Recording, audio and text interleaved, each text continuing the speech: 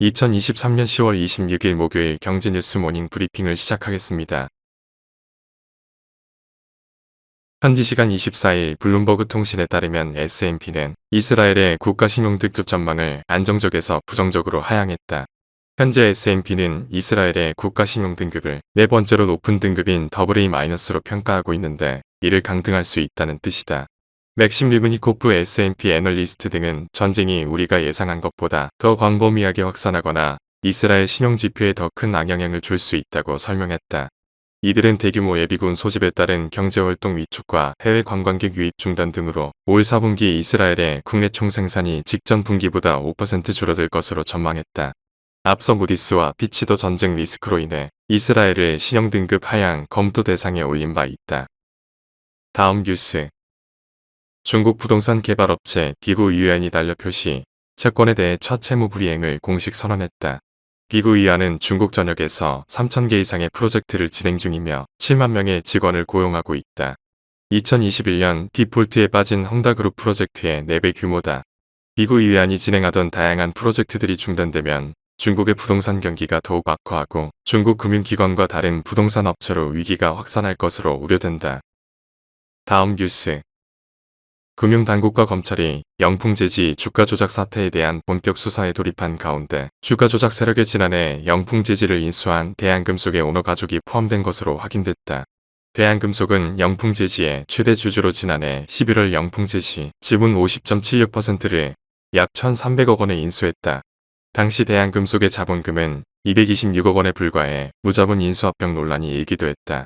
인수자금이 부족하자 대한금속 오너 일가는 주가를 띄워 매매 차익을 보거나 주식 담보 가치를 높여 추가 대출을 받으려는 목적으로 A투자조합과 함께 시세 조정을 공모한 혐의를 받고 있다. 금융당국은 혐의자 대상 출국 금지와 압수수색 및 체포 등을 맞춰 26일부터 두 종목의 거래를 재개하기로 했다. 다음 뉴스. 26일 한국거래소에 따르면 소카 주가는 보름 만에 70% 넘게 올랐다. 소카의 주가 급등은 롯데렌탈이 8월 최대 주주 측의 주식 매수 청구권 행사에 따라 지분 3.2%를 사들이고 SK로부터 17.9%를 추가 인수하기로 한 것이 발단이다.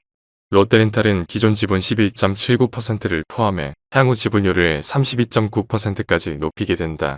이런 상황에서 이재용 전 대표 측인 박재욱 현 소카 대표가 이달 8차례에 걸쳐 97억 원어치를 장내 매수했다고 공시하자 분쟁 가능성이 수면 위로 떠오른 것이다. 투자은행 업계에서는 양측의 경영권 분쟁이 현실화할 수 있다고 보면서도 이 전 대표가 롯데렌탈의 지분을 팔고 경영권을 포기할 가능성을 예의주시하고 있다. 다음 뉴스. 2018년 이후 일본 내 최대 규모의 기업 공개로 관심을 끈 일본 반도체 장비 제조업체 고쿠사이 일렉트릭이 25일 성공적으로 데뷔했다. 블룸버그 통신과 교도통신 등에 따르면 고쿠사이는 이날 IPO 가격 1,840엔보다 28% 오른 2,350엔으로 마감했다. 이와이 코스모증권의 주식 전략가 호리우치 도시카즈는 주가의 강한 상승세와 관련 투자자들이 반도체 부문에서 중국 의존도를 줄이려는 서방의 노력에 영향을 받았을 수 있다고 분석했다.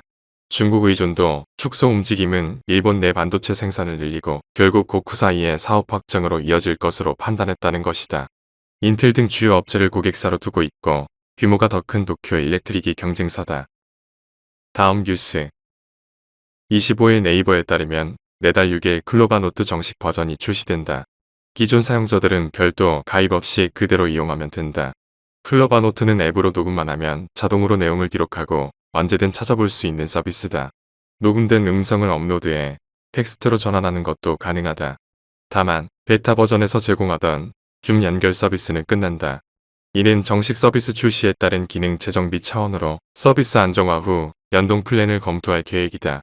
클로바노트 유료화 시기는 조율 중이다. 다음 뉴스.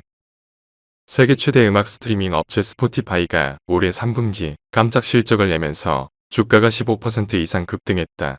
구독료 인상에도 불구하고 600만 명의 신규 가입자를 확보하면서 1년 반 만에 처음으로 분기 흑자를 냈다.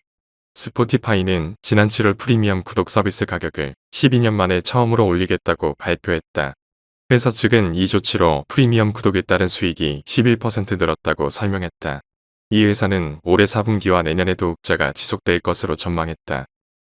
다음 뉴스. 하나은행이 고시한 10월 25일 오후 11시 19분 원달러 환율은 1354원입니다. 시청해주셔서 감사합니다. 더 좋은 영상을 위해 구독, 좋아요 부탁드립니다.